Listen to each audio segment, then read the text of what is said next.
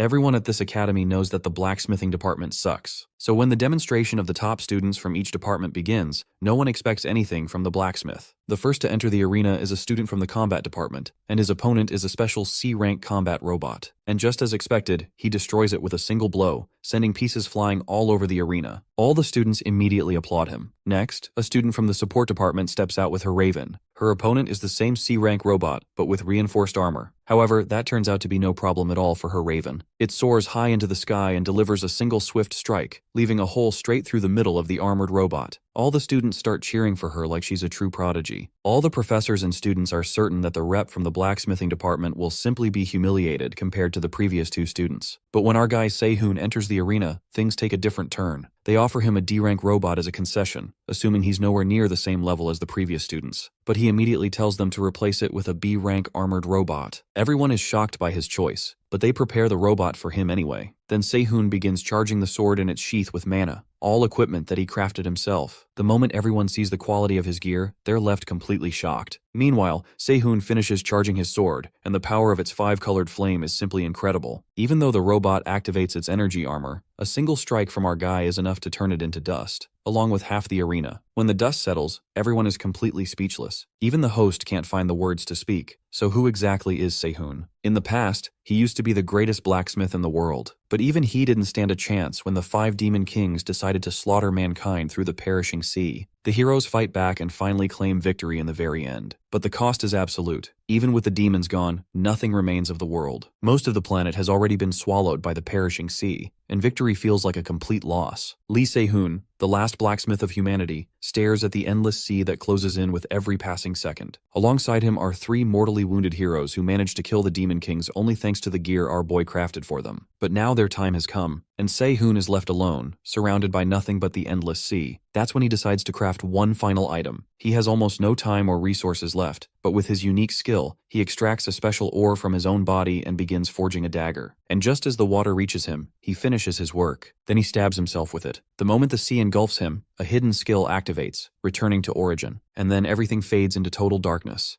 A sudden light hits his eyes, and he wonders if he's actually still alive. A voice calls out, "Candidate Lee," a name he hasn't heard in 31 years. Looking around at the scene of his entrance exam, he wonders if his life is just flashing before his eyes. But then he remembers that last weapon he forged. The manifestation is called Return to the Origin, and it strikes him. This happened because of the weapon he made from his own bond ore. The instructor snaps at him, giving him a final warning. If he doesn't take this seriously, he's getting kicked out. As Sehoon picks up his weapon, his mind drifts back to his past regrets. He thinks about how things might have gone if he had started sooner, wondering if he can truly change the future this time. Taking the weapon in his hand, he reminds himself that the past doesn't matter anymore. What matters is that he has a second chance. He needs to seize this opportunity to protect everyone. That thought alone is enough to bring a hopeful smile to his face. The first thing on his list is passing the Babel exam. Finding the 3 dogs will have to wait. He gets to work. With a lifetime of experience guiding his hands, his forging is so flawless it immediately catches the proctor's eye. The professor leans in, watching closely. Sehoon's hammerwork looks slow from the outside, but the rhythm is perfect, creating a clear, sharp resonance with every strike. After checking the materials, the proctor concludes this craftsmanship is top tier. Even the assistant Han is astonished by the quality. Both are certain this piece is more than enough to pass the exam. But then, to their absolute shock, Sehoon suddenly breaks the item. In this new life, he isn't about to compromise his standards by making something superficial. Assistant Han is furious, viewing the act as an insult to the smithy, but Sehoon calmly requests a chance to remake the assignment. When Han tries to protest, the proctor reprimands him,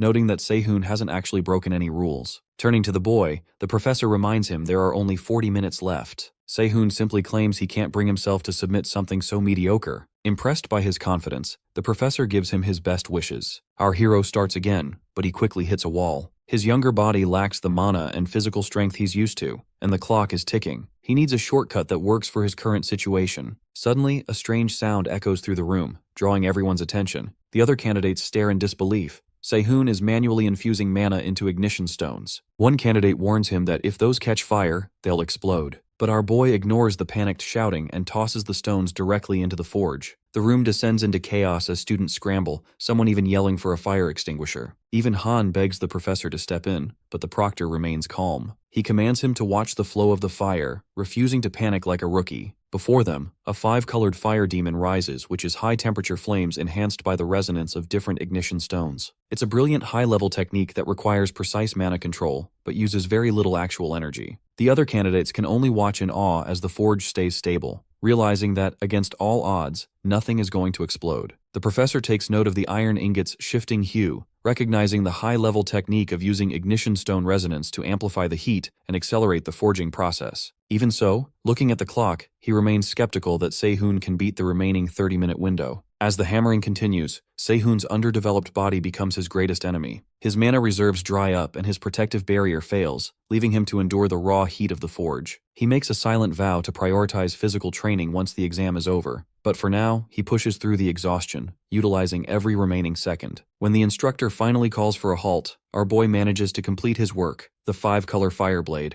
which triggers a system notification granting him a unique artisan skill. The quality of the blade leaves the room in a state of shock. The judgment results are incredibly high, and Sehoon casually offers to let the professor examine the item's detailed stats. Assistant Han is so overwhelmed by the display of skill that he declares a passing grade on the spot, momentarily forgetting to wait for the professor's official word. Following the exam, Sehoon finds himself in Professor Kim In-cheol's office. Though Sehoon gives a polite affirmation when asked if he is satisfied with his work, the professor can sense the lingering dissatisfaction in his eyes. Getting straight to the point, Kim In-cheol suggests that Sehoon should withdraw his application, explaining that Babel's refining department is a sinking ship with a fading reputation. Sehoon is already well aware of the future where the department eventually collapses and Vulcan Academy takes the lead. However, when the professor attempts to point him toward Vulcan, Sehoon stops him. He firmly corrects the professor's outlook, stating that Vulcan won't be the top institute because Babel is the place he intends to transform through his own enrollment. Hearing Sehoon's bold claim, the professor reminds him that he'll have to become the department valedictorian first. Our boy doesn't blink. He's fully confident that even at a student level, he's in a league of his own. Still, snagging the freshman valedictorian spot at Babel is no walk in the park. Sehoon knows the deal. The academy picks the valedictorian through a high-stakes official exam between the top 2 students in the department, and only one walks away with the title. Babel Academy is a massive maze divided into 3 departments: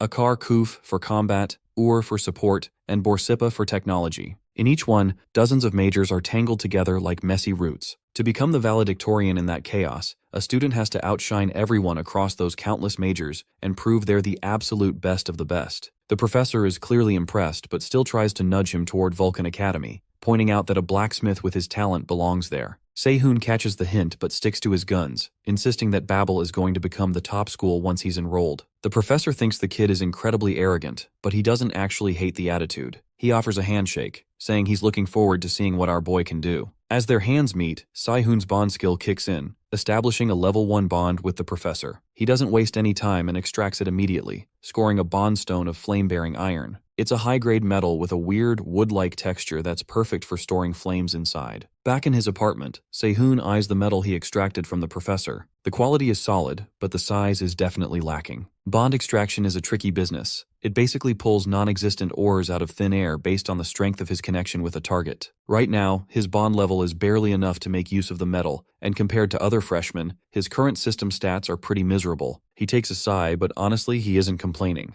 Having miserable stats in exchange for returning to the past is a bargain he'd take any day. He tells himself not to get greedy. He has plenty of time to eventually crush Pandemonium. That organization didn't just trample humanity. They were the masterminds who orchestrated the summoning of the 6 demon divinities that wiped everyone out. If he's going to stop them, he can't afford to be picky about his methods. He also can't risk getting confused about future events, so his priority is obtaining an armament or a skill related to memory. With his first goal of enrolling in Babel checked off, it's time to focus on the second phase of his plan. Just then, a notification catches his eye. His bond level has increased, unlocking a new skill, Bond Imprint. A week later, it's Sehoon's first day at Babel Academy. The place is so massive and grand that he almost ends up wandering in circles before finally finding the refining room. As soon as he enters into the class, he runs right into a lecture from Michael Barmet, the vice dean of Borsippa. Michael lays into him for his tardiness and his supposedly relaxed attitude. Professor Kim tries to jump in and defend him, pointing out that there are still 10 minutes left before the additional exam even starts, but Michael isn't having it. He keeps harping on Sehoon's vibe. Watching the back and forth, Sehoon finally gets why Professor Kim wanted him to stay away from this place.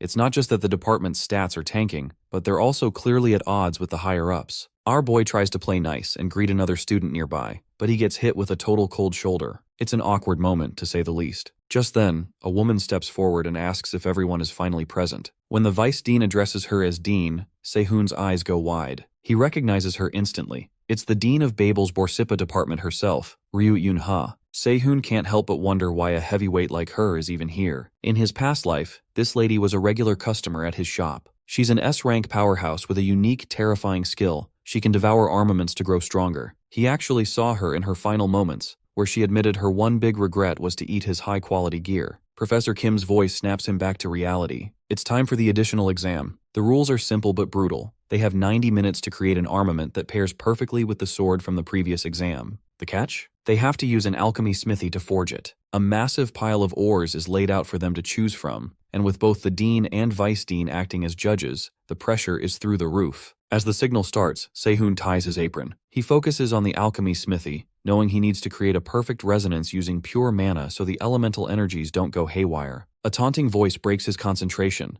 asking if he thinks staring at the materials will magically boost his mana. When Sehoon asks if that was aimed at him, the haughty blonde student, Hans Barmet, just sneers that Sehoon is the only one besides him. Professor Kim steps in to tell Hans to shut up and focus, but the damage is done. Hans is the vice dean's son, and it's obvious he's riding high on his lineage. He looks down on Sehoon's low-level mana, confident that his own Barmet family training, renowned for alchemy smithing, gives him an unbeatable edge. Hans already has mana levels comparable to a second-year valedictorian. He grabs some lazurite and Hainam jade, both high-mana water elemental ores, looking like he's already won. Dean Ryu watches as Hans picks the water ores, and Professor Kim notes that forging water attributes is incredibly sensitive to fire, making it a nightmare to smith. Vice Dean Michael scoffs, claiming that old-school worries don't apply to modern alchemy. Kim grumbles that while alchemy might not be bound by traditional space, time is still a huge factor depending on the caster. Michael just cuts him off, bragging that his son only needs 30 minutes to synthesize any ore. Professor Kim is floored when they realize Hans really is that fast. His resonance speed is way above a typical freshman's. It's clear the exam was rigged from the start to favor someone like Hans who grew up in an alchemy lab. Professor Kim silently curses the vice dean for the blatant favoritism. Meanwhile, Dean Ryu's eyes widen as she looks over at Sehoon. He hasn't touched the water ores. Instead, he's picked up hydrate and crimson firestones, the exact opposite of Hans's choices. Seeing the stones, Michael mocks, commenting that the kid clearly has too much pride for his own good. Even Hans can't help but stare, wondering if Sehoon picked those contrasting ores just to be a contrarian. From the blonde's perspective, the choice is nothing short of stupid. With Sehoon's measly mana capacity, there's no way he can control crimson firestones. Hans starts to relax, thinking this will be an easy win, but his internal monologue is cut short when he notices something strange. Sehoon activates his new skill, Bond Imprint. Using the skill, he equips the flame-bearing iron to his right arm. Instantly, his limb is engulfed in a controlled, roaring flame. Hans scoffs, dismissing it as a cheap trick, but our boy doesn't even look up. He's already deep in the zone. The vice dean watches with a smug grin, noticing that Sehoon is attempting to create resonance using the same attribute as the minerals. To him, it's a rookie mistake. Using pure mana to resonate with elemental minerals usually just forces the elemental energy to go berserk, which is a one-way ticket to a nasty accident. He's leaning back, waiting for the explosion,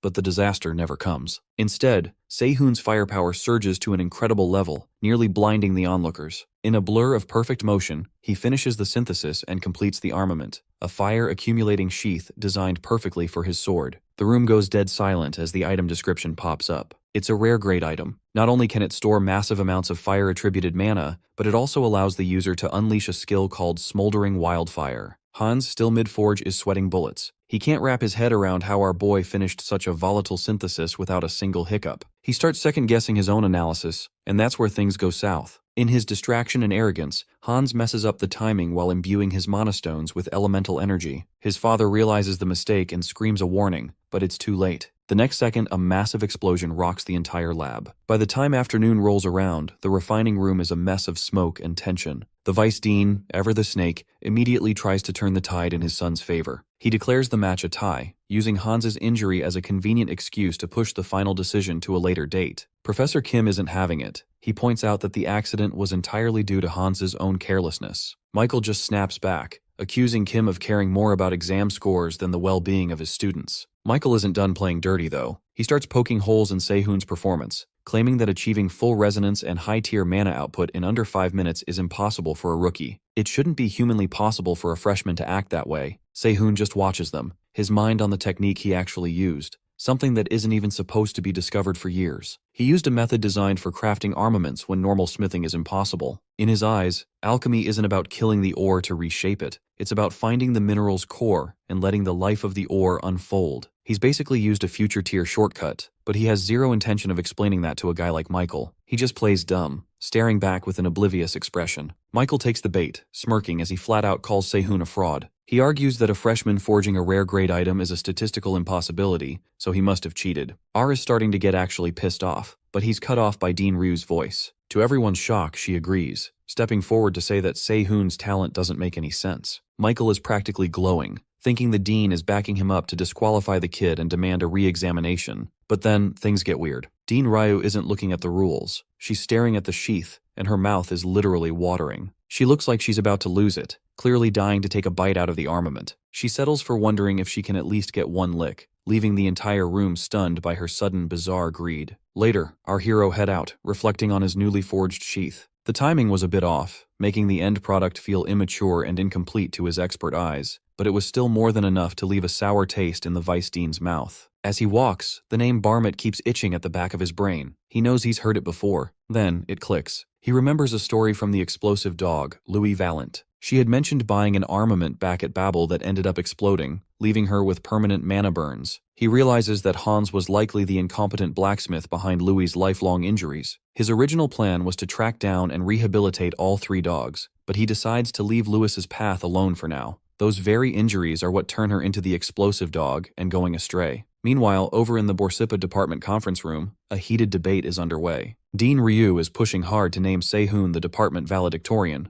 but the other professors are skeptical. When she darkly asks if anyone has an objection, Michael slyly speaks up. He frames it as a suggestion rather than an objection, pointedly reminding her that she only recently became dean. The argument shifts to the sheath itself. While impressive, the board wants a closer review. Professor Kim jumps in, pointing out that even if the craftsmanship lacks a bit of polish, the way the mana is utilized and its perfect compatibility with the 5-color fireblade is genius. One professor looks over the report, admiring the stats but still doubting if a freshman could actually pull it off. Dean Ryu shuts them all up with a bombshell. She tells the board that the armament they're looking at is likely only 60% of what Sehoon actually intended to make, and that very deficiency is what makes his potential so terrifying. To settle the matter, she offers them a front-row seat to his valedictorian demonstration. She's so confident that she puts her career on the line. If they won't accept her decision after seeing him in action, she'll resign from her post on the spot. The next day, at the opening ceremony, Emperor Ludwig Schubert kicks things off with a long-winded lecture on the history of Babel. He talks about how, 5 years ago, the heavens sent down the Tower of Heroes for the sake of human evolution,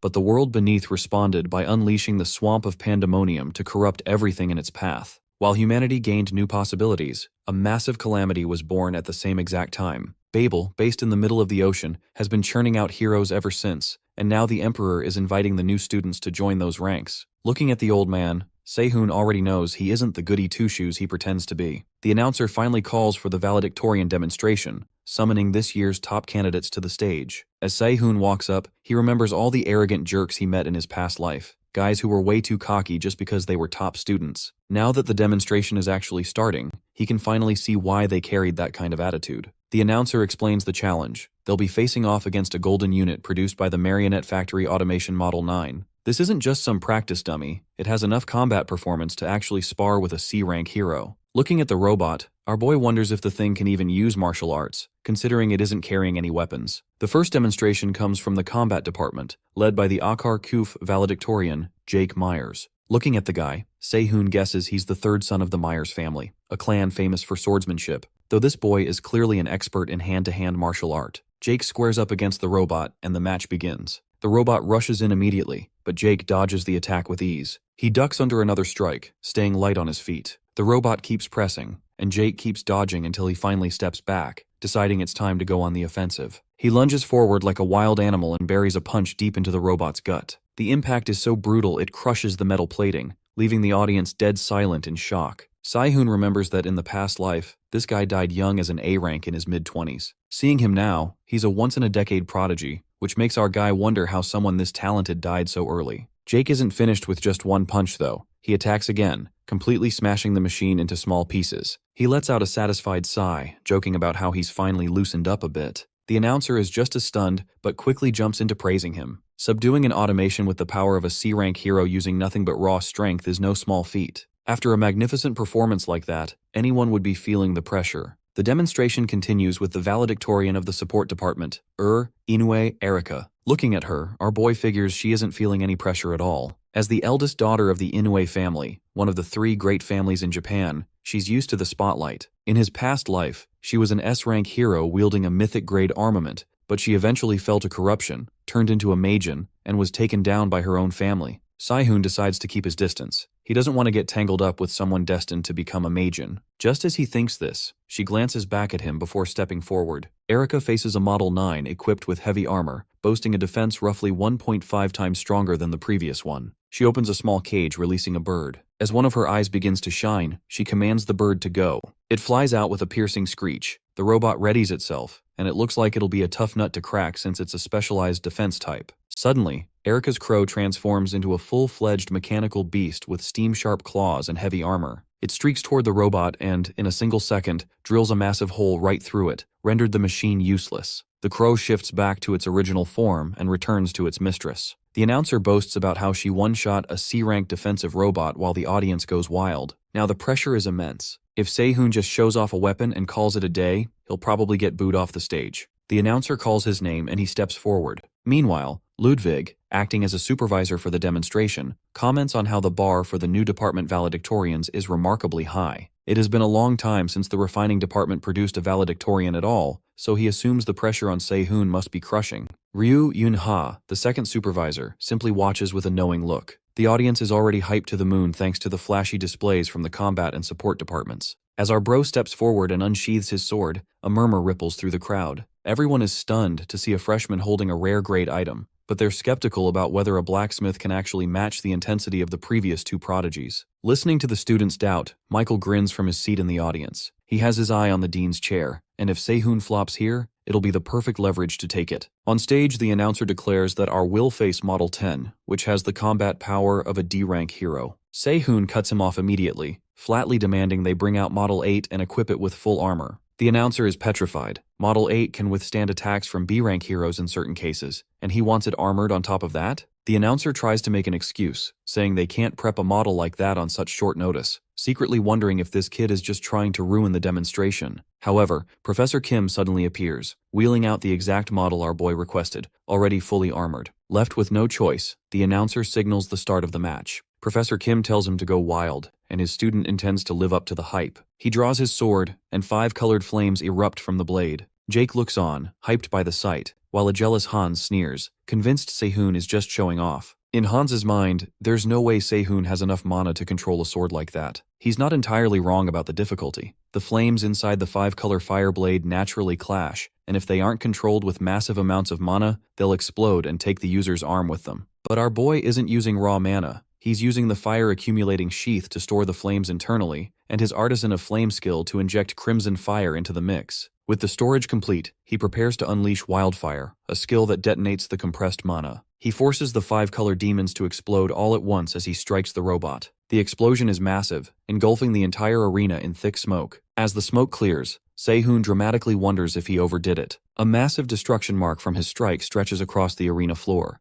The announcer, shaking off the shock, immediately calls for the construction support team to rush to the central auditorium. With that explosive finish, the midterm evaluation for the demonstration officially begins. After the performance, our boy is summoned directly to the dean's office. Ryu Yunha strolls in a little later, apologizing for the delay because she was stuck helping clean up the absolute mess he made of the arena. Sehoon nervously offers his own apology, admitting he probably should have controlled his power a bit better. He's sitting there expecting a lecture or a scolding, but she quickly explains that's not why he's there. Before she can get to the point, her stomach lets out a loud, awkward growl, leaving her pretty embarrassed. The redhead doesn't beat around the bush for long, though. She looks him dead in the eye and offers to buy his blade and sheath for 10 times the market price. Sehoon is too stunned to even process the offer, but at that exact moment, a notification pings. He's officially formed a bond with her. Our bro is taken aback to see the bond form so early. In his past life, he had to feed her his armaments multiple times just to establish a connection. Outwardly, he thanks her, but inwardly, he's already planning to take advantage of the situation. He immediately uses bond extraction on her and manages to score some gluttony iron. It's a supreme quality high-grade metal that generates heat by consuming iron and can even create mineral blood if fed enough. When our boy finally gets the medal, she asks again if he's going to sell his gear to her. He turns her down flat. Just then, Professor Kim opens the door to borrow Sehoon for a bit, leaving the dean behind with her stomach still growling. Kim leads him to the heart of Babel Academy, the old main building known as Marduk Mansion. They're there to meet the academy head. On the way, Kim warns Sehoon to behave. The head didn't just overlook the mess in the auditorium, he's on a level far superior to any of them. Sehoon assures his professor he's got this and steps inside. The academy head is none other than Ludwig. In the previous life, he was the hero who fought and exterminated a demon divine being from the extermination sky. Ludwig starts the conversation by calling Sehoon's armaments interesting. He mentions he has some regrets but high expectations. Hearing the word regrets makes Sehoon want to chuck his artwork back into the furnace. Regardless, Ludwig offers him a choice of 2 rewards for his hard work. After thinking it over, he asks for something to increase his mana and memory capacity. With a flick of Ludwig's hand, 2 items fall into Sehoon's grasp. One is heavy ink rock, which absorbs mana from everything it touches. The other is dream ivory, which connects to dreams using dreamlike mana. Sehoon is stunned. While the ink rock is rare, dream ivory is almost impossible to find. They'll be difficult to handle, but he already has a great idea of how to use them. When asked if he likes the rewards, Sehoon replies that they are perfect. As soon as he leaves, a voice comes from a keyhole, asking Ludwig what he was thinking by giving 2 rewards to just one guy. Ludwig nonchalantly answers that it's because Sehoon has the capability to handle them. The hidden voice comments that Ludwig must see himself in the boy, and Ludwig agrees, noting that Sehoon has enough depth for it. The voice subtly replies that it actually can't fathom just how deep that depth goes. When our boy enters his classroom, Hans is already boasting about his ties to Howard, a 3rd-year senior valedictorian in Borsippa. The other classmates are in awe of his connections. However, once Sehoon enters and shoots Hans a dark gaze, the blonde is instantly paralyzed with fear. While Hans silently curses the low-born Sehoon, Professor Kim enters to start the first class. He introduces a bulk of ingots known as projection alloy, a material dozens of times more sensitive to mana than common ores. Kim demonstrates by injecting mana into the interior of an ingot. Instantly, the armament envisioned in his mind is created with ease. Watching the professor work, our boy realizes the man didn't make it into the world's top 100 artisans for nothing,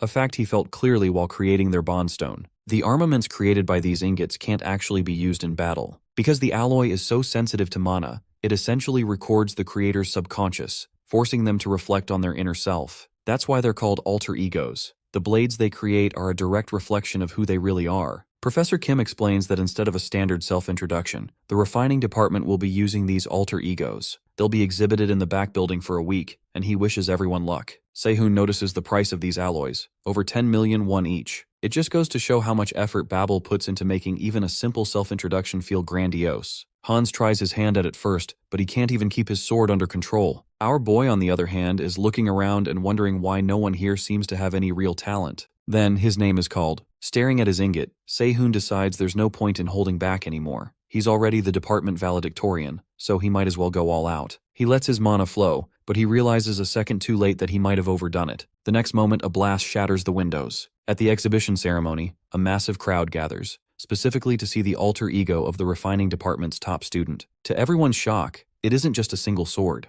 Sehoon's ingot accidentally absorbed 19 nearby projection alloys, resulting in a display of multiple weapons that the department decided to exhibit exactly as they were created. They claim this grand display is a representation of Sehoon's vast aptitude. The students are understandably nervous, assuming he must be incredibly confident to pull off something like that. Some whisper that since it's been a while since the refining department had a valedictorian, the school is just trying to hype him up as a genius. However, the other 2 valedictorians see it differently. They suspect that even that mountain of projection alloy wasn't enough to fully express Sehoon's true potential. Meanwhile, back in the workshop, our boy is forging with such precision that he doesn't even have a 0.01 second margin of error. Assistant Han watches him, feeling a bit useless. What is there left to teach someone like this? Deciding to skip the tutoring, Han moves on to find other students who actually need a demonstration. Once class is dismissed, our guy stares at the blades he's formed and raises his hammer to strike them again. Han's voice cuts in, asking if he's really about to break them. He suggests keeping them, as they need to deliver the finished products after this week's smithing so the cadets can secure their budgets. Babel's support system basically operates based on the track record of weapons sold externally. Han asks what's behind Sehoon's obvious dissatisfaction, wondering if it's his mana.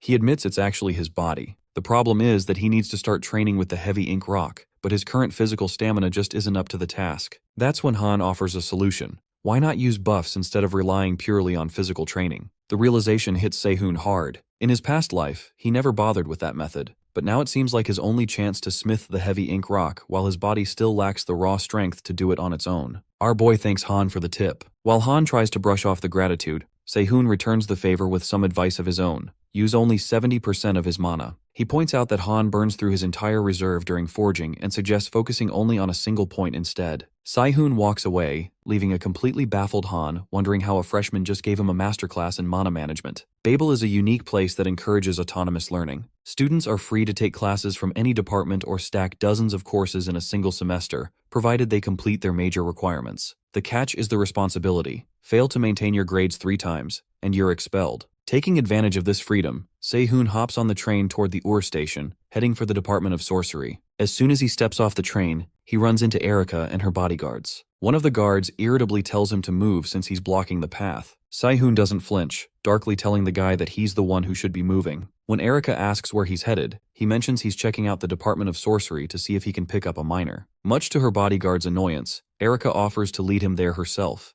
even though she has a gathering to attend. Despite the minor protests from her staff, she walks with our hero and asks about his interest in a minor. He explains that he wants to learn buffs to enhance his physical abilities without interfering with his smithing. She suggests barrier arts, but Sehoon points out that those are usually for defense. Erica explains that the application varies depending on the user. To demonstrate, she creates a barrier on an envelope and challenges him to tear it. Sehoon tries to rip the paper but fails. He initially wonders if she simply increased the paper's durability, but he quickly realizes that isn't it. He notices that while the material maintains its original properties, it hardens only when subjected to a strong force. He notes that the technique is a perfect match for smithing, which requires incredibly delicate control. Erica suggests he seek a professor's help for such a complex formula, but as Sehoon looks closely at the envelope, the formula feels strangely familiar. Erica starts to offer an introduction to the barrier composition professor, but her words die in her throat. She watches in shocked silence as he effortlessly tears the envelope in half. He didn't just understand her family's secret barrier formula, he dismantled it on the spot. He thanks her for the help and casually suggests they grab a meal sometime,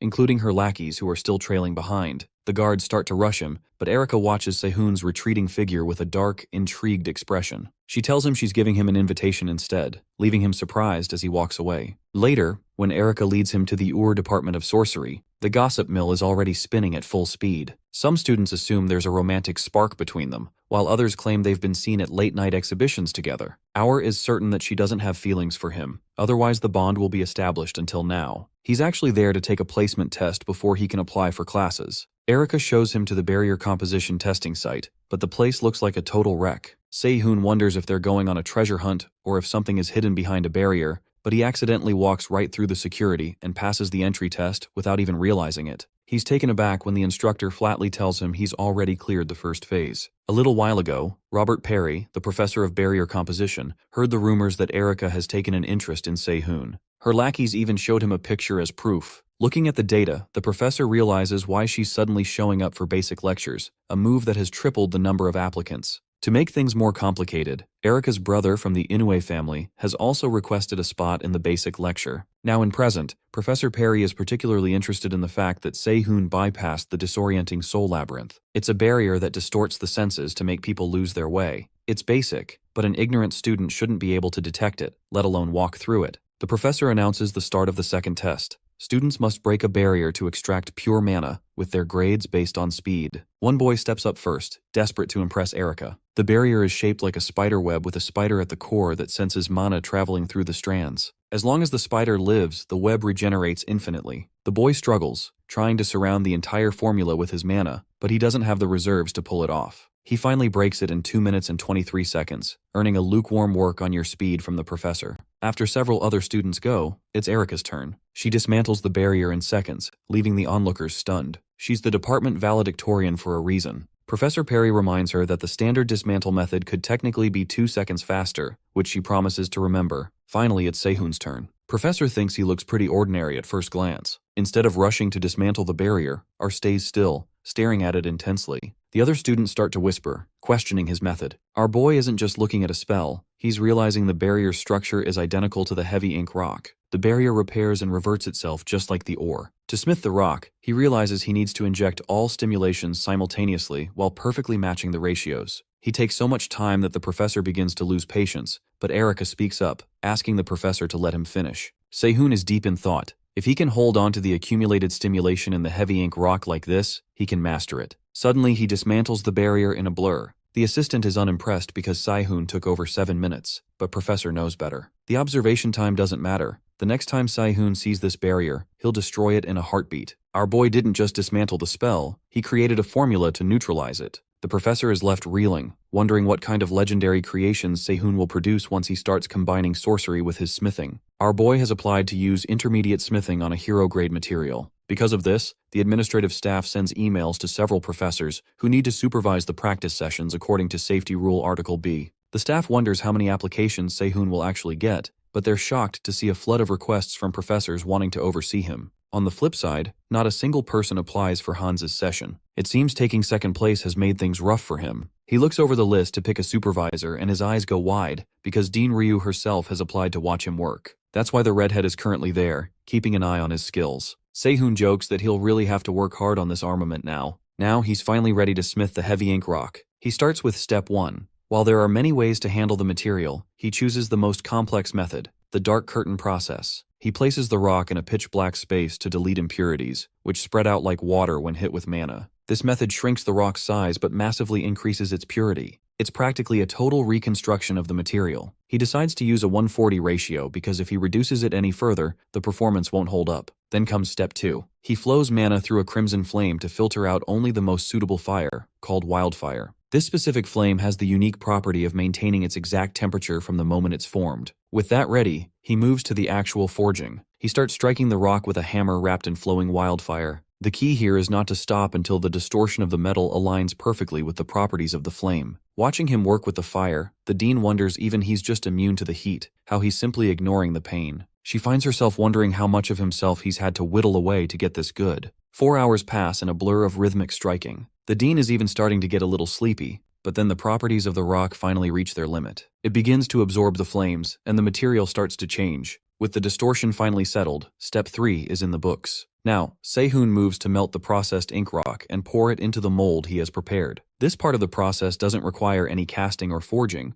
because the properties of the material naturally shift within the darkness of the mold. Watching him work, even the dean is dumbfounded by the techniques he's pulling off. He transitions into step 4, synchronizing the changes in the heavy ink rock with a barrier dismantle formula. In that split second, he constructs a mana circuit. An explosion rocks the room as the final product emerges, the ink spider bracelet. Even though he hasn't fully tapped into the material's total potential yet, the new possibilities he's unlocked are definitely first-rate. Along with the craft, he levels up a new skill, Black Spirit Thread. He checks the bracelet's specs. It's a rare grade item of medium quality that absorbs the wearer's mana and increases in weight based on how much it's holding. Best of all, it allows him to use the explosive ring skill. It's a massive success, but seeing the finished item makes the redhead dean's stomach growl again, much to her embarrassment. She leans in for a closer look, impressed by the resonance phenomenon. Sehoon admits it's not that strong yet, but if he plays his cards right, he might be able to aim for a set effect down the line. He apologizes for not having a full armament for her to eat since she helped him out, so he offers her the remnants of the bracelet instead. She treats them like a palate cleanser, munching away and commenting that they taste like fried crumbs. Sehoon can't help but wonder if he has a subconscious habit of making things that suit her specific tastes.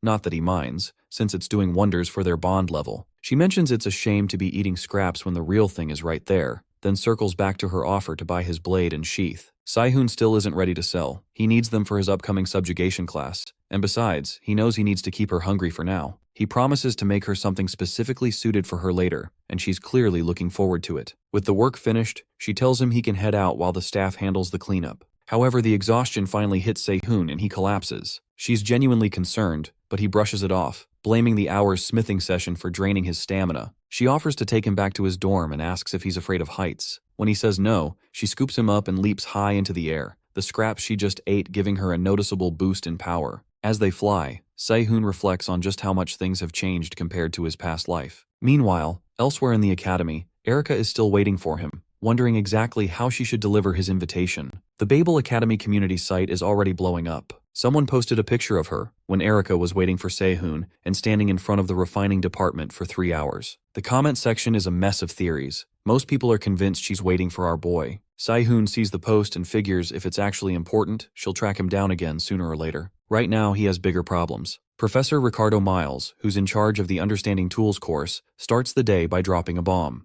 He tells the class to head to the training center immediately, adding that the last person to arrive will be punished with 20 laps around the track. The entire class bolts toward the training ground, leaving our boy to wonder if this was supposed to be a theory class.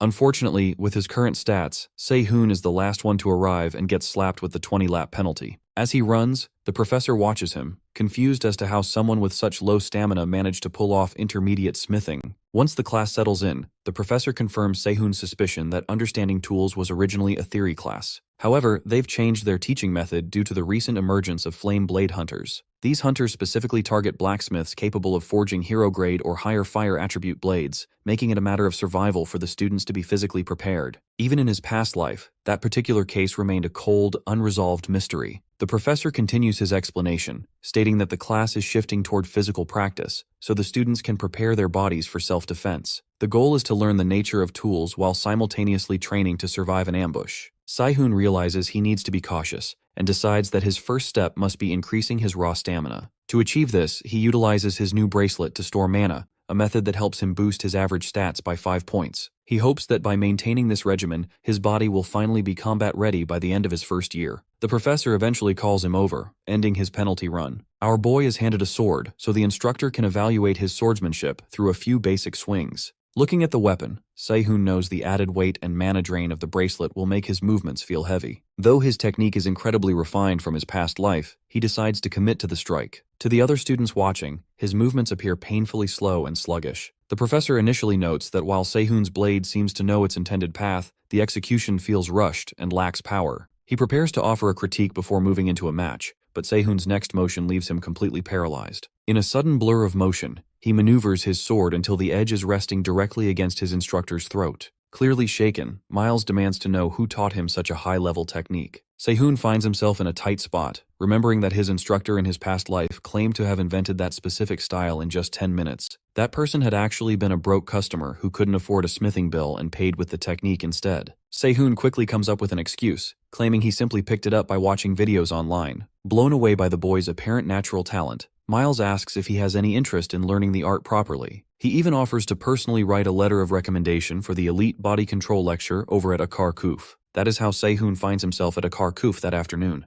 There, he recognizes someone from his past life, a man who is currently trying to shake off a persistent student begging for lessons. In his previous life, this man was a retired S-class hero and a regular customer known as the Swordbreaker, Ma Guangsu. Sehoon finds it hard to believe that the same man who eventually lived for gambling and booze was originally a professor. The professor becomes even more irritated when he sees another student approaching. Sehoon introduces himself and mentions the recommendation from Professor Ricardo. Jake, who is also present, chimes in to inform the professor that Sehoon is this year's refining department valedictorian. Despite the title, the professor thinks our boy looks quite mediocre at first glance. To get rid of the persistent blonde student once and for all, the professor proposes a challenge. The blonde must defeat Sehoon if he wants to be taken on as a student. He declares that the winner will be whoever manages to land the first hit. The match begins, and the blonde student immediately rushes towards Sehoon. The professor watches closely, noticing that Sehoon is strangely relaxed. He realizes our boy is maximizing his flexibility by removing all tension from his body, suggesting he is looking to grapple rather than strike. To the professor, the match initially seems like it won't be much fun to watch. As both opponents close the distance, the blonde seems to have the upper hand, pushing him back with everything he has.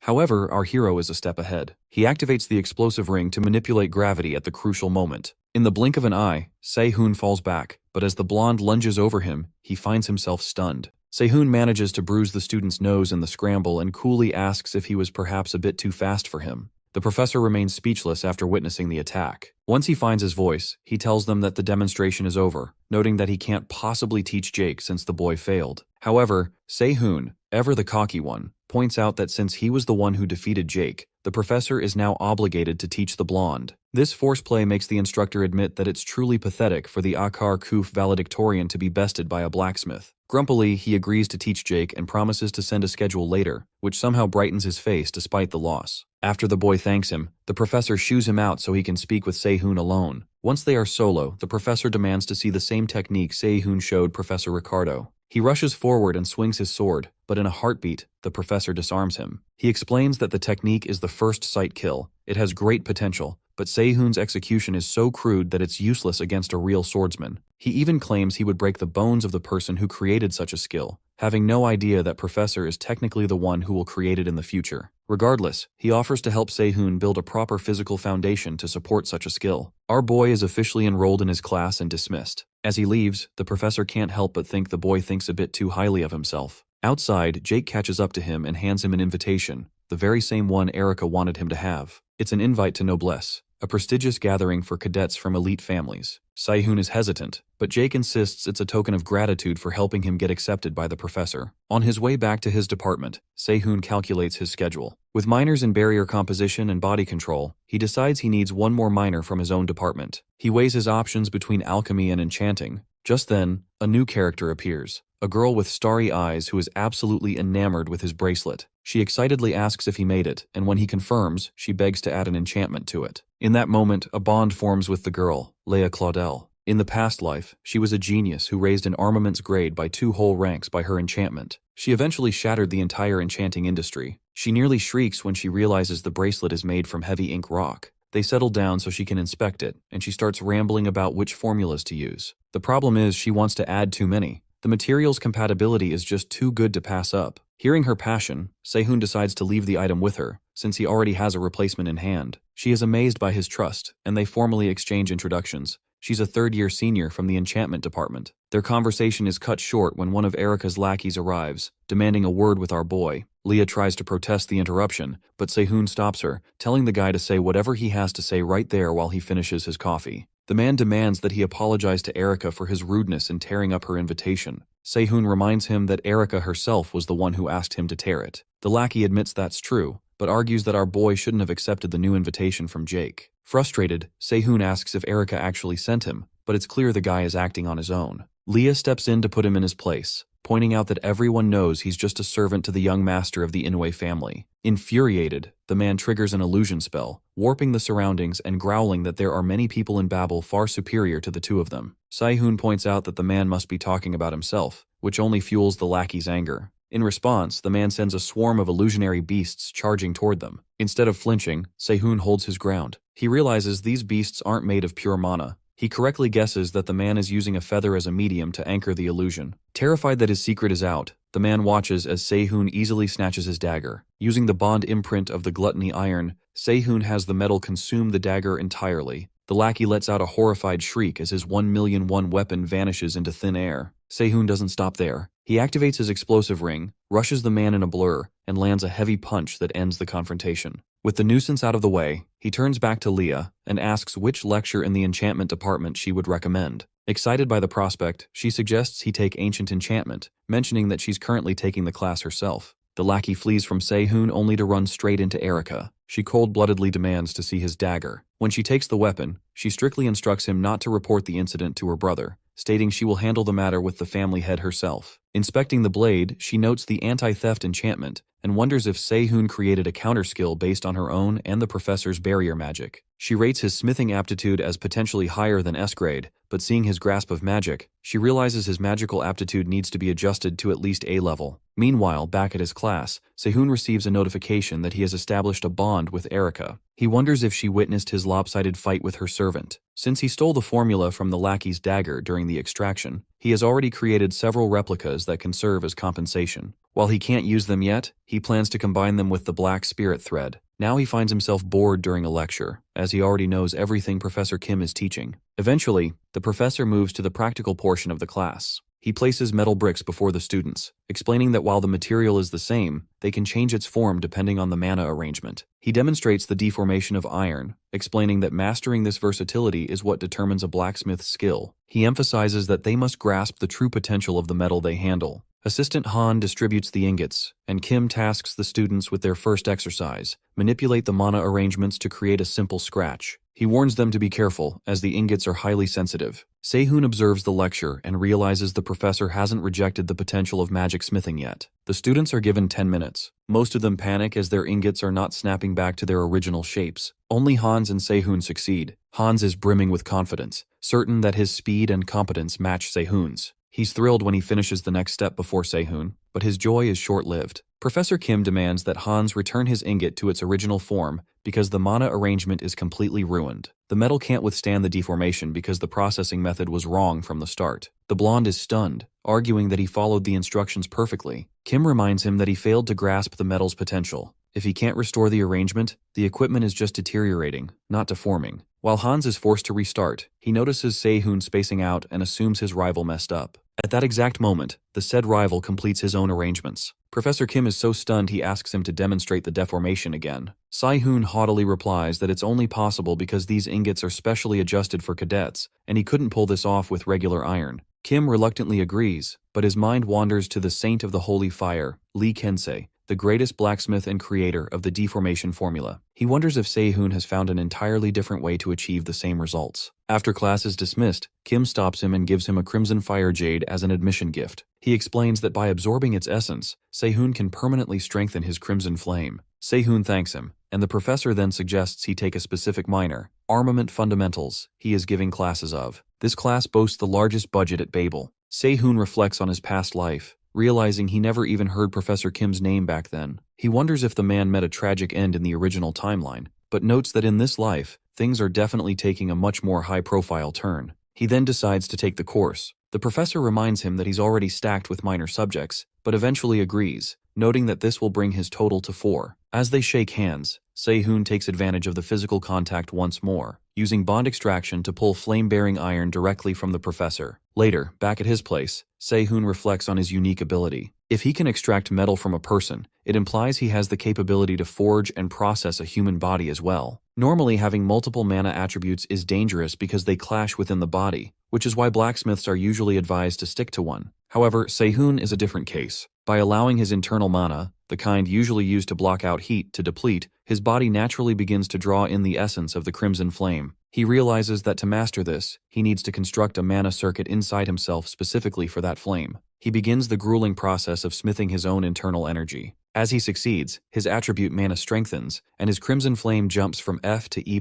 rank. This breakthrough grants him an S-grade skill, Spirit Body Smithing Magic. His physical abilities surge, and his strength and overall stats see a significant enhancement. However, the sheer influx of power is nearly too much to handle. Just as he's on the verge of collapsing and giving up, he hears Leah's voice. She calls him out, telling him that having the materials but giving up now is just plain stupid. She asks him flatly if he's really going to accept defeat. Sehoon snaps his eyes open, his determination renewed. He resolves to use every tool and advantage at his disposal. Sitting alone in his room, he settles on a single driving purpose. He won't live this life with any regrets, whether it involves a friend or a foe. The next day, the workshop is a hive of activity. The students are wrapping up the items they've spent the semester creating, as they need to supply the finished products to both the school and external buyers. Assistant Han encourages everyone to give it their all, reminding them that their budget depends on this final flow. Everyone dives into the work, but Sehoon is far from satisfied. His body still isn't in peak shape, which caused a slight misalignment in his latest piece. Refusing to take the easy way out, he restarts the forging process from scratch. He knows that while a moderate, standard product is enough to secure his budget, he wants to produce at least one item of truly high quality. As he works, the rhythmic clanging of his hammer begins to harmonize until he hears it, the sound of the perishing sea. It's a sign that he's tapping into something deep.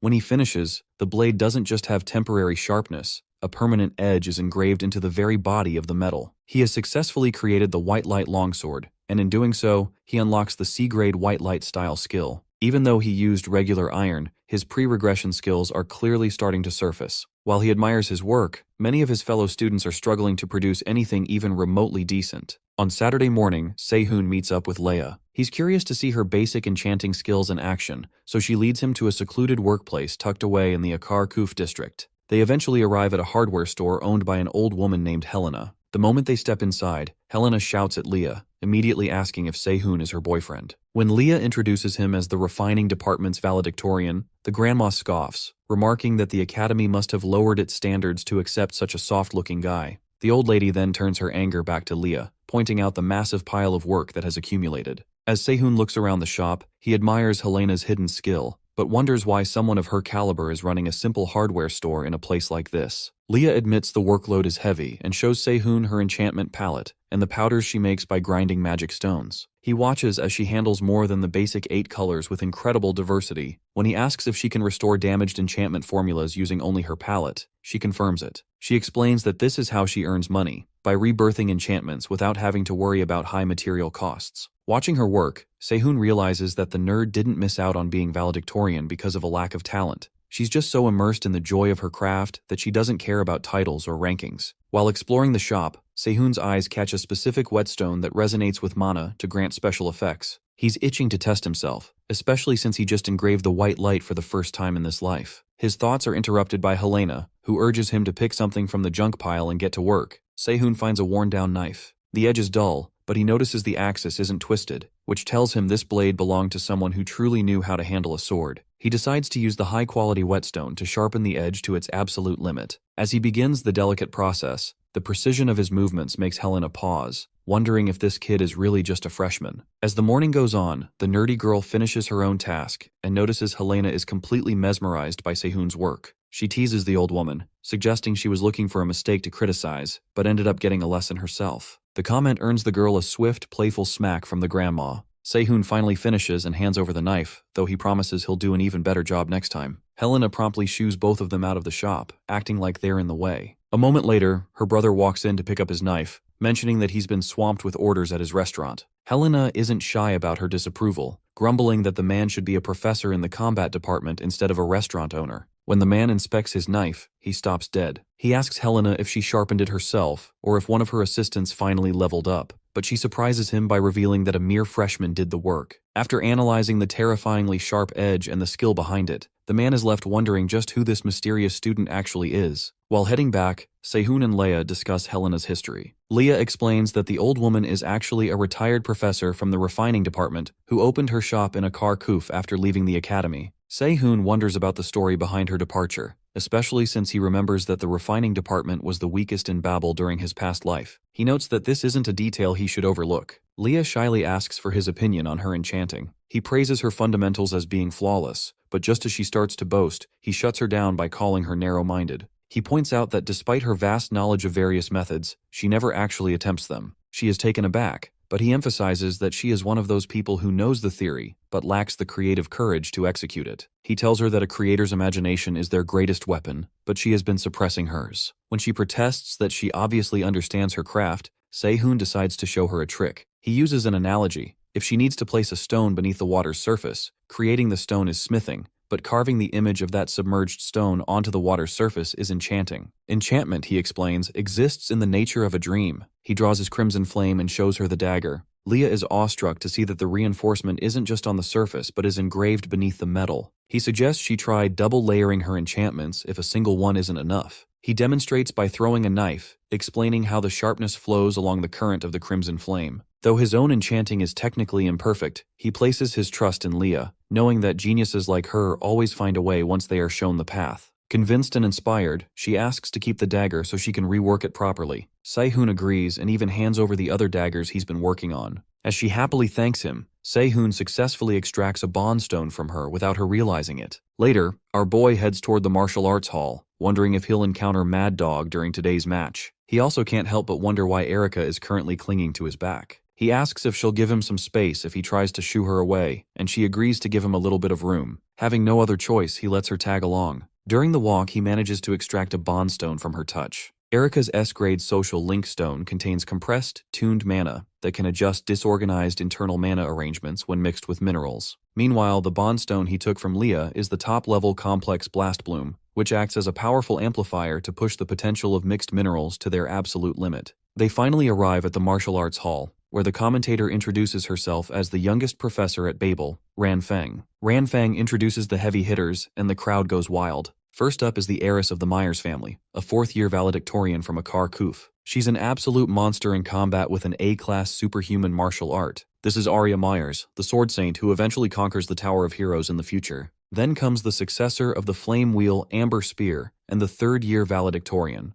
the South Korean intangible cultural property himself. Sehoon can't help but smile when he sees him, knowing that in the future, this polite-looking guy becomes the infamous Mad Dog, Yom Seong-ha. The match starts with a bang, blades clashing instantly. Arya clearly has the upper hand, cornering Seong-ha with flawless precision. Seeing Seong-ha's below-average performance, Sehoon wonders why the successor of such a prestigious spear style is struggling so much. Is he not getting the support he needs? But more than that, it's the poor quality of the spear Seong-ha is using that really bugs Sehoon's blacksmith instincts. Ultimately, Mad Dog loses the match and gives up on the spot. Usually there are interviews scheduled for both players, but Seong-ha storms out of the arena before anyone can grab a mic. As Arya starts her post-match interview, Sehoon spots Seong-ha leaving and decides to follow him, getting up from his seat. Erika notices him heading for the exit and looks a bit relieved. She's glad he's not sticking around to watch her brother fight next, though Sehoon tells her he's just not interested in Arya's obnoxious attitude. What Sehoon doesn't realize, however, is that as he stands to leave, he's caught the sharp, attentive eyes of Arya Myers herself. Sehoon tracks down Yeom Seong-ha in a park near the martial arts hall. Watching him from a distance, he remembers the man Seong-ha becomes,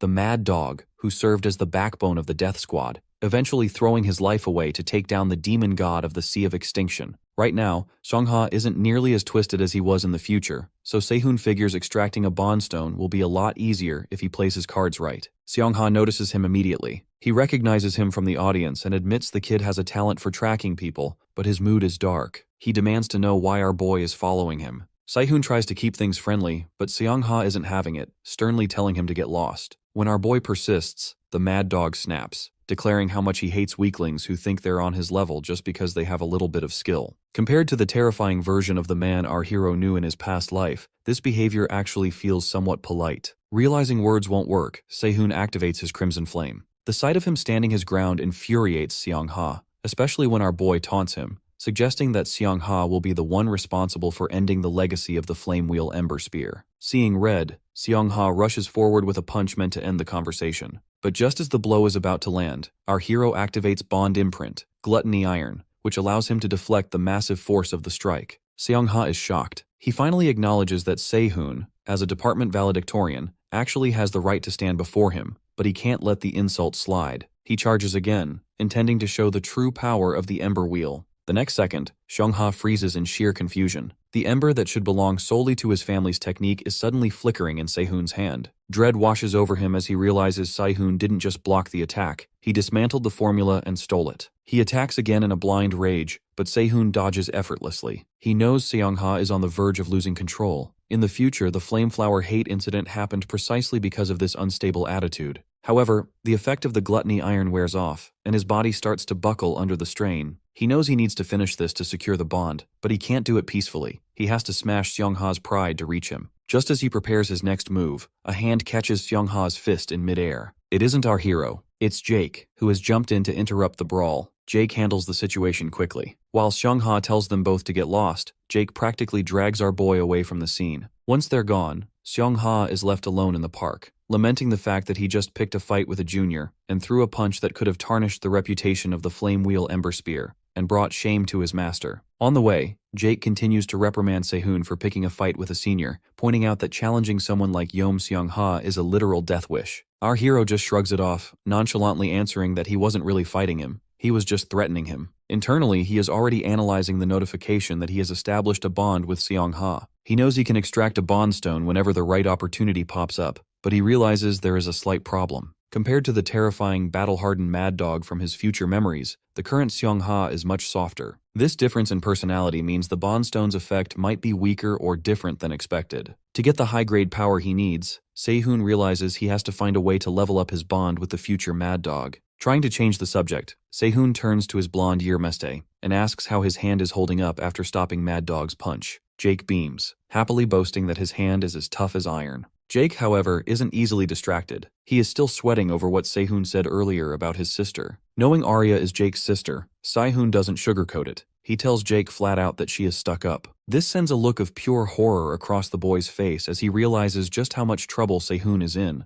especially since Arya is already digging for info on him. To make matters worse, Jake drops one final bombshell. He tells him that his sister has officially taken a personal interest in him. Jake looks like he's about to faint, knowing that when Arya Myers takes an interest in someone, things never end quietly. The first thing our boy comments on is how Arya must have some seriously sharp ears to overhear his conversation in that noisy crowd. He notes that he'll welcome her interest, as long as it stays just an interest. Inwardly, he's already calculating that catching the eye of Arya, who is Seong-ha's rival, is the perfect shortcut to getting the madman's attention too. Jake tries to play mediator, warning him that his sister isn't someone to be taken lightly, but Sehoon cuts him off. He bluntly calls Arya petty and insidious, which sends Jake into a total panic. Jake finally asks why he dislikes her so much, and Sehoon's thoughts drift back to his past life. He remembers how Arya suddenly vanished one day, only for someone to summon a demon god from her sword, the demon divinity of extinguishing light. Of course, he can't say that, so he just makes the excuse that her face practically screams trouble. As Sehoon leaves, Jake gets a text from his sister. She wants every scrap of info on Sehoon and basically orders Jake to be their bridge. But her next message makes him flinch. She mentions that his petty and insidious sister wants a favor. It means that she heard the whole conversation. The next morning, our dude finds himself in the lecture hall, though his shoulder is still killing him from the scuffle with Seong-ha. Hans is nearby, buzzing with anxiety about the upcoming exchange meeting schedule. Their professor, Reese Dova from Attribute Refining,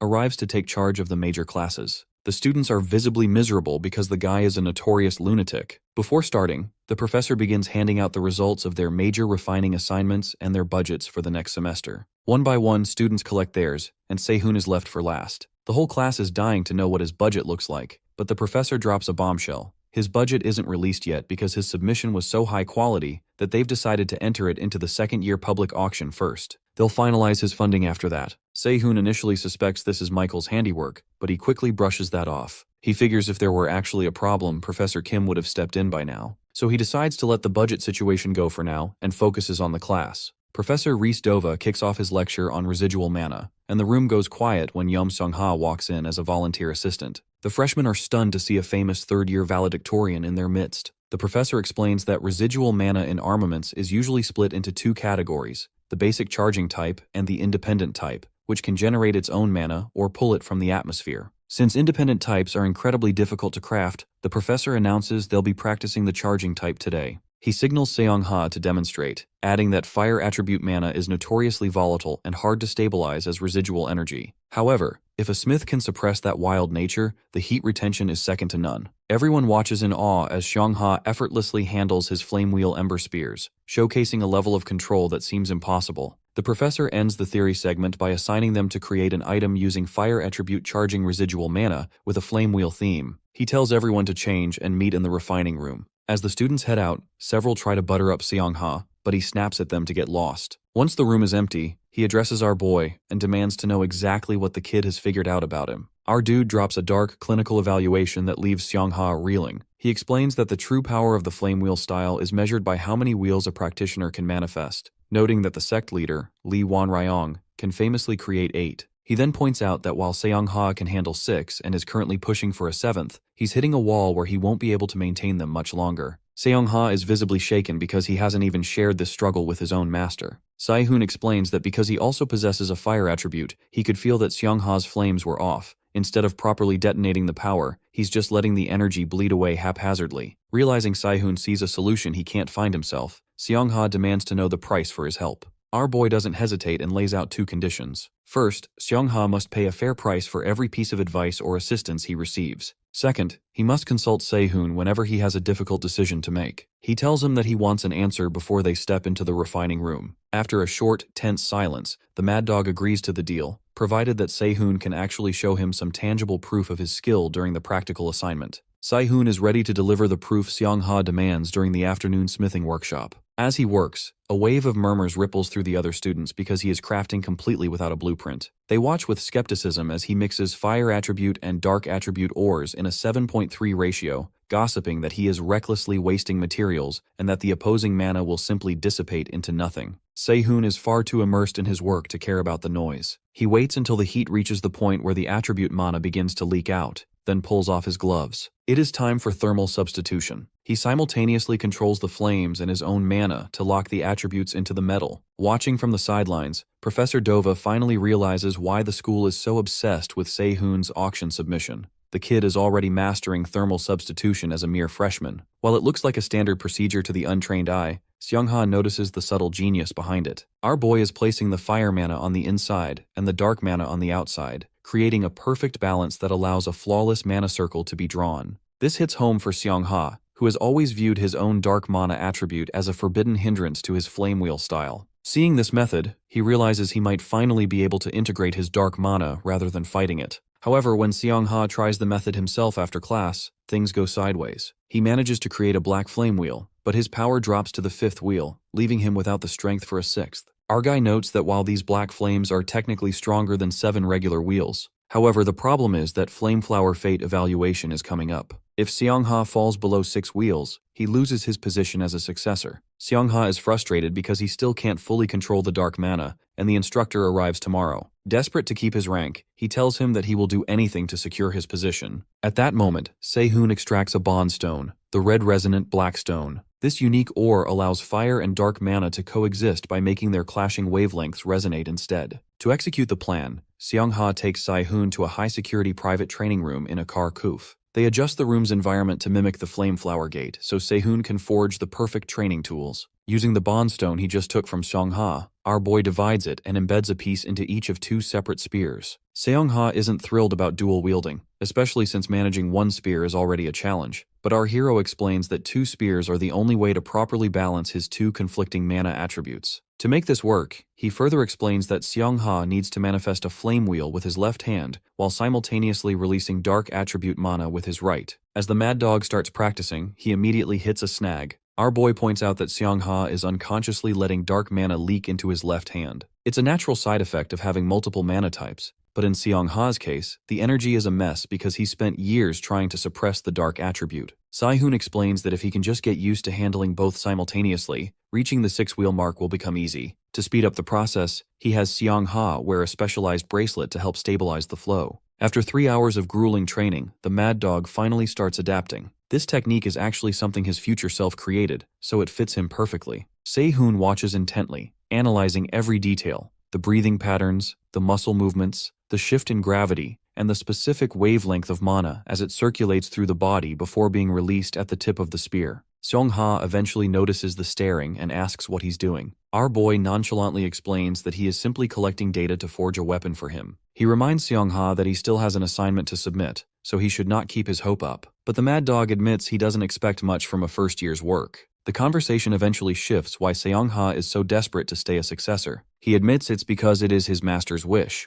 Our boy remembers from his past life that Seongha was an orphan taken in by his master, the first sect leader and an S-class hero. Even though the master eventually retired due to injury, Seongha views him as a father and feels the weight of carrying out his master's dream. Seongha then turns the question back on Sehoon, asking what he gets out of all this. Our boy doesn't sugarcoat his answer. He explains that soon, the 6 great demon realms will be swallowed by the swamp of pandemonium, and the world will be crawling with demonic beasts. To stop the catalyst, he needs to enter those realms, which requires 2 things: powerful people to protect him and materials to forge weapons. Having Seongha as a future sect leader gives him the financial backing and political influence he needs. Seongha calls him materialistic, and he doesn't deny it. They are practically strangers, so why would he help for free? Seongha finally understands the stakes and makes a grim vow. If our hero helps him become the sect leader, he will follow him into those 6 demon realms. In that moment, Sehoon flashes back to the future Mad Dog, who once demanded a weapon capable of killing demon divinities. With that memory in mind, Sehoon uses bond imprint on red resonant black stone, fully determined to turn his senior into a powerhouse. Next day, the instructor Gang Hyun-eun from the Flameflower Gate arrives at the Flavium first floor public training hall. He brings along disciples selected by the sect leader, hoping to broaden their horizons through a sparring match. When the instructor starts to mock him, Seongha warns him to watch his tongue.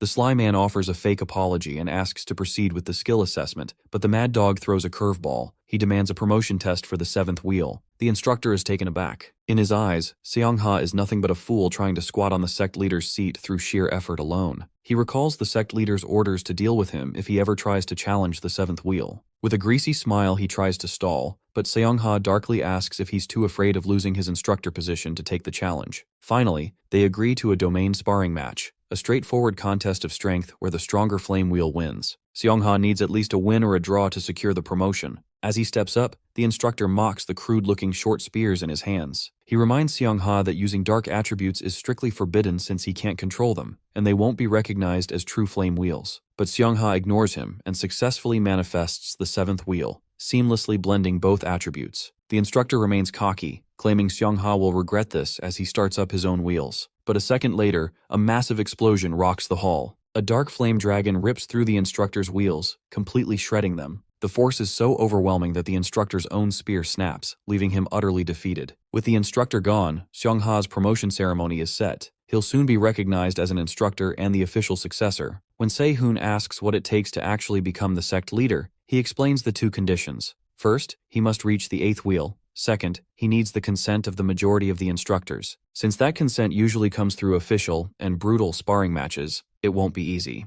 Sehoon remains confident he can get him there and taunts him to just focus on how he's going to pay him back. Seongha agrees to pay any price within his reach. In fact, he's so impressed that he wants to commission something else. Looking at the twin spears, which were originally just a quick assignment, he realizes that if Sehoon can make something that powerful in a few hours, he can definitely do better. So he demands a truly useful weapon. At that moment, Sehoon's bond level with the Mad Dog hits level 2. The relationship is becoming more established, and a bond stone will be ready once their next big transaction is complete. By Wednesday, it's time for the second-year auction house. There's a huge crowd, and Sehoon decides to switch up his outfit a bit as he sits alongside the other valedictorians, ready for the show to begin. Professor Kim remains suspicious, wondering exactly what kind of scheme the Vice Dean is cooking up to seize control of the refining department. The theme for the auction is iron swords, with 30 items submitted, but there is a catch. A special quality verification step has been added. The verification uses seogumpo, a specialized cloth woven from the melted fur of the S-class beast, the white tiger. This material is incredibly unique because it is soft like fabric, but maintains the hardness of metal, specifically designed to strip away the durability of any weapon that isn't perfectly crafted. By slashing the swords against this cloth, the judges can easily weed out any items that sacrifice structural integrity for sharpness. As the auction kicks off, the judges begin testing the swords one by one against the white tiger fur. Erica, watching from the side, asks Sehoon why they would use something as rare as S-class fur for a simple test. Sehoon explains the trap. While the tiger is known for being hard, its properties are actually complex. The fur acts like a metal eater. No matter how high quality a blade seems, the fur will chew through its durability if the refining isn't flawless. Erica realizes this puts Sehoon's white light longsword at a massive disadvantage. He admits the entire verification process was rigged specifically to make him fail. If his weapon breaks or fails the test, Professor Kim's reputation will take a massive hit alongside his own. However, Sehoon isn't worried. He knows he didn't just make a good sword, he made a masterpiece. Finally, it's our hero's turn. The judge steps up to the white light longsword and prepares to strike the Seo Jumpo cloth. But as he swings, something impossible happens. Instead of the blade cutting the cloth or breaking against it, the sword is violently pushed back. The sword flies out of his hand, clattering to the floor, leaving the entire audience and the judges standing there in total shock. They have no idea what just happened, but it's clear this isn't an ordinary iron sword. The very next moment, our boy stands up to clarify the chaos. He explains that while a typical sword focused on sharpness would shatter against the Seo Jumpo cloth, his blade is different. It gathers scattered atmospheric mana and condenses it into an impossibly thin edge. When the audience protests that they didn't sense any mana, he confirms that the layer is so refined and thin that it's nearly undetectable, a true sharpness aura that looks like pure light. He explains that the sword was deflected because both the blade and the cloth shared the same high-level sharpness aura, causing them to cancel each other out. He then used the social link stone to adjust the irregular mana fluctuations, ensuring the blade remains perfectly stable. To prove it, he takes the sword to the cloth himself and it slices through effortlessly. At that moment, the sword's rank officially upgrades to rare. Since the edge isn't set with a whetstone but maintained by a skill-strengthened aura, its value skyrockets. The baffled auctioneer immediately bumps the starting price from 1 million won to 5 million. Suddenly, every top student in the room wants the sword as a research material. The bidding war turns into a frenzy. The blonde valedictorian pushes the price to 200 million won, while Erica keeps raising the stakes. While his peers are throwing around life-changing money, our literal poor boy can't help but think about his own measly bank balance of 110,000 won. Eventually, the price hits a staggering 600 million won, bid by none other than the redhead Dean. Jake is left grouchy on the sidelines. His sister had ordered him to buy it at any cost, but even he can't outbid the Dean. Professor Kim just watches with a proud, smug smile. Later, in Ryu's office, the money is deposited into Sehoon's account. The Dean explains she plans to use the sword in a real danger zone rather than letting it waste away in training. Seizing the moment, he asks her to set a subjugation destination, Yunwal. It's a location usually reserved for first-year practice, and while the Dean is hesitant due to protocol, Sehoon lures her in by promising to gift her a custom armament when they return. She agrees instantly and sets the schedule for next week. In reality, Yunwal is just an excuse. He is actually hunting for a special grade item that once belonged to Jürgen Kruger, the head of the UR group and the world's strongest necromancer. Meanwhile, a defeated Jake reports back to Arya. She already knows he lost the bid, but she decides to let it go, for a price. She tells Jake that since he shares a body control class with Sehoon, he needs to use that opportunity to bring him to her. In exchange, she promises to handle their father regarding the succession ceremony and even hints that she can get Jake out of his valedictorian position before graduation. Motivated by the chance at freedom, her brother determines to succeed at any cost. As he leaves, Arya thinks back to Sehoon's comment about her being obnoxious. The boy is definitely starting to get on her nerves. Next day, our boy submits his major assignment for the attribute refining class, the very same short spears Yunha used in his fight. One is the crimson spear with fire attribute, and the other is the black spear with dark attribute. The professor is floored by the craftsmanship, noting that the formulas are so precise they actually warn the user if their mana control is even slightly off. Essentially, these aren't just weapons, they are perfect training tools. The professor gives him a perfect score and exempts him from future attendance, mentioning that at this rate, Sehoon could practically graduate now. After getting his spears back, he heads to the training hall for his body control class. He finds Jake already there. Since Sehoon arrived early to squeeze in some practice, he offers to leave, but Jake stops him to ask for a favor. Our boy refuses before Jake can even finish his sentence. He already knows Arya sent Jake to get a weapon out of him. Actually, his goal is to keep Arya's interest high, just like he did with Ryu. That's why he isn't about to hand over mediocre work. The blonde, desperate to deliver for his sister, pulls out a high-quality hammer, the Black Flame Hammer, and proposes a bet. If Sehoon wins a spar, he keeps the hammer. If Jake wins, Sehoon has to forge a weapon for Arya. Our boy agrees, but with one condition.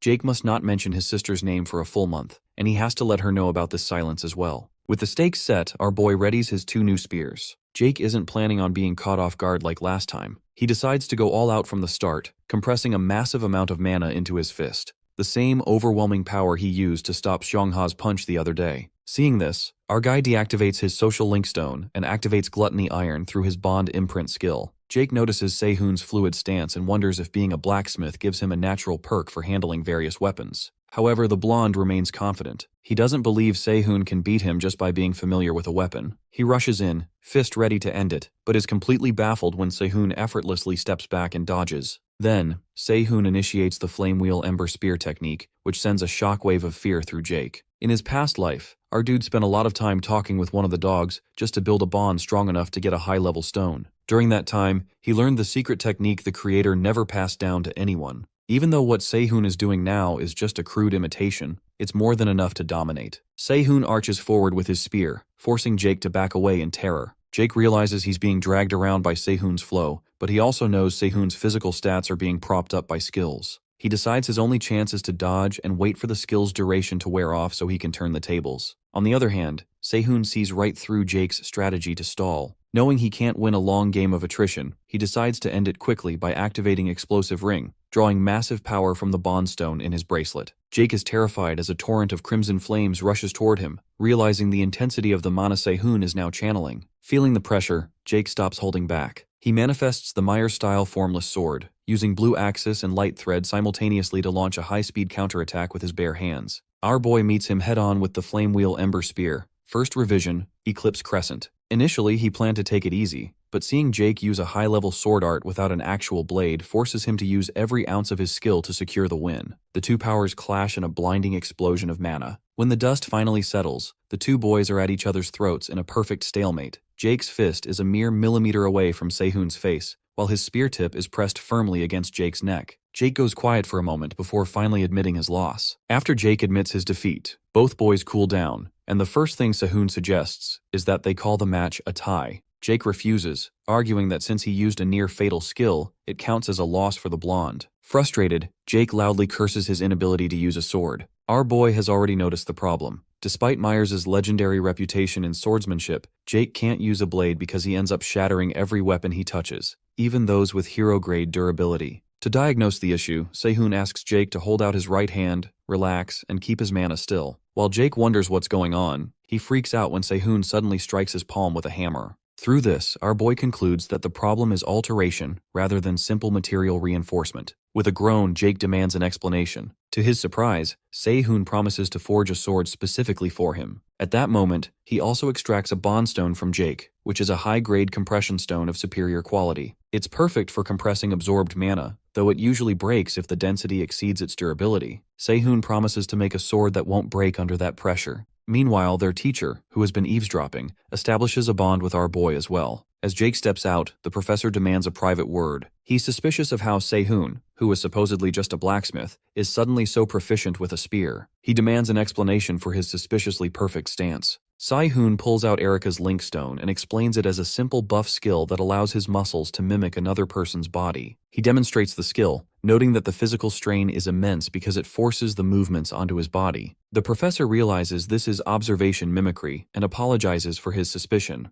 He reveals there is a demon, the doppelganger from Pandemonium, with the same ability. This evil entity kills heroes by copying their skills, and the professor clearly holds a grudge against it. Sehoon realizes the professor's bond was established because he either suspected he was the devil himself or saw him as the key to finding the monster. When our boy shows he understands the gravity of the demon threat, the professor's face brightens, noting that young people these days rarely care about demons. He admits Sehoon's skills are already beyond his teaching and promises to share more once things are finalized. Our boy knows he has the professor hooked because his skills are already on par with the Akar Kuf valedictorians, despite having no family background for backing. On his way out, Sehoon gets a message from Seong-ha, who is feeling guilty and wants to know the price for the recent help. As payment, our boy asks for information on Louis Valente. Although Seong-ha doesn't know her yet, he promises to use his connections outside the sect to find her. Sehoon reflects on Louis, aka the explosive dog, who wasn't as famous as Seong-ha in the past and will be hard to track down before her injury. To his shock, Seong-ha calls back almost immediately with the details. Louis is the second-year salutatorian of the elemental department, but she is currently on a leave of absence. During a spar, her own wand backfired,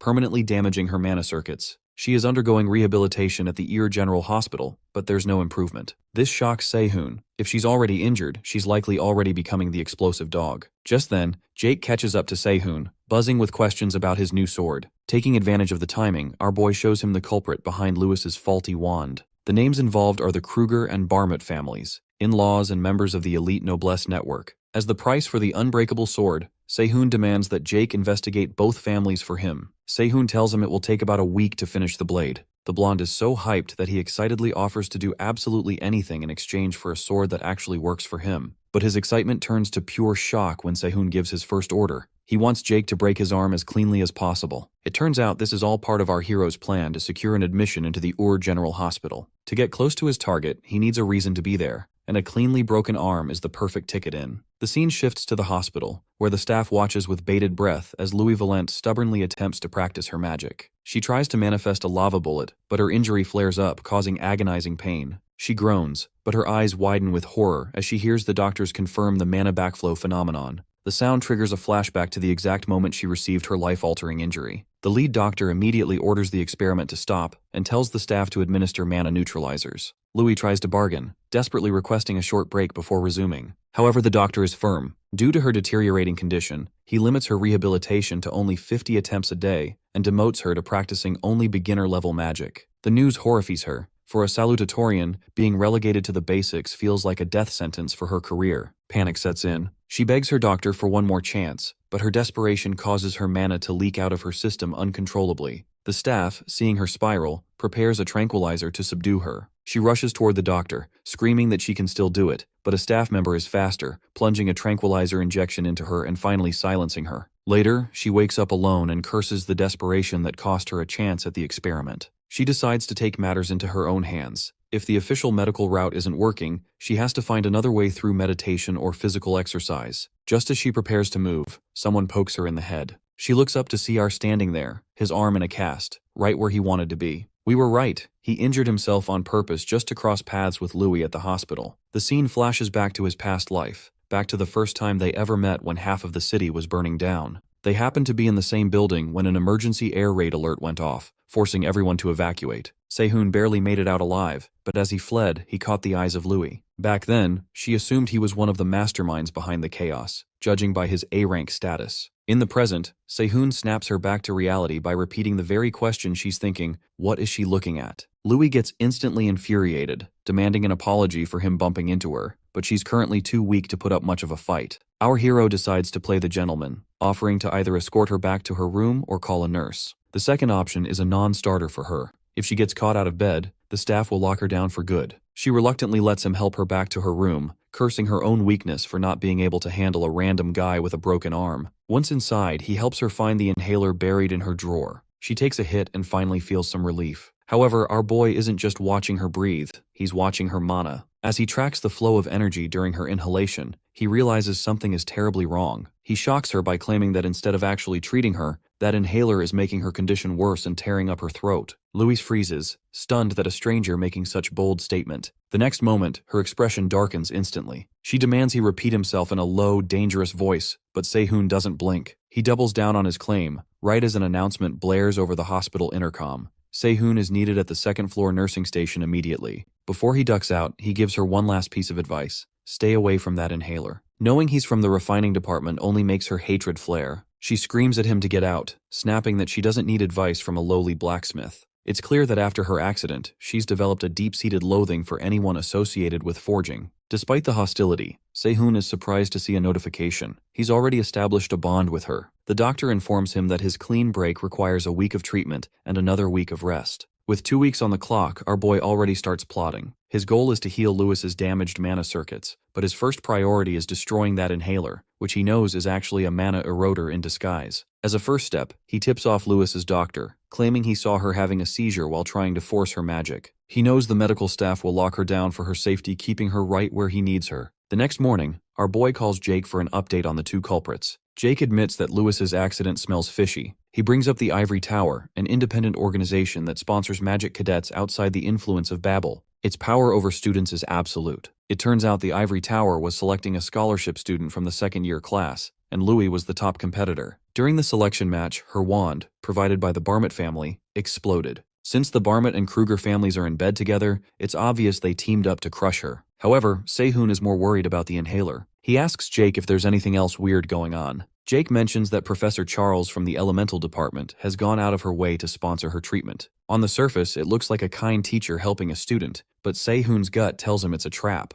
Before hanging up, Jake nervously asks Sehoon to check in with the people worried about his injury. So after a while, our boy starts by messaging Seong-ha, telling the mad dog to play nice if he runs into Jake, which Seong-ha surprisingly agrees to. Jake also mentioned Erica was worried, but since Sehoon doesn't have her number and figures she isn't the type to cause a scene, he decides to deal with her later. His focus returns to his target. He walks up to Lewis's room and knocks. As soon as she realizes it's him, she reaches out, grabs him, and pulls him inside, slamming the door shut. She is beyond furious. Thanks to Sehoon's little stunt with the doctor, she's been put on absolute bed rest for 2 weeks, and her rehab intensity has been gutted down to level 1. She's poured blood, sweat, and tears into her recovery for the past 6 months, and now she feels like he's ruined everything in a single day. When our boy brings up the inhaler again, she snaps that she actually listened to his warning and stopped using it. After getting her mana burned by a faulty Barmet wand, she's learned her lesson about trusting gear blindly. However, she's completely dumbfounded when he calmly claims he can heal her. She mockingly asks if he even knows what mana burn is. Sehoon doesn't flinch. He confirms that it's an incurable disease, something even the legendary summit climbers haven't found a cure for yet.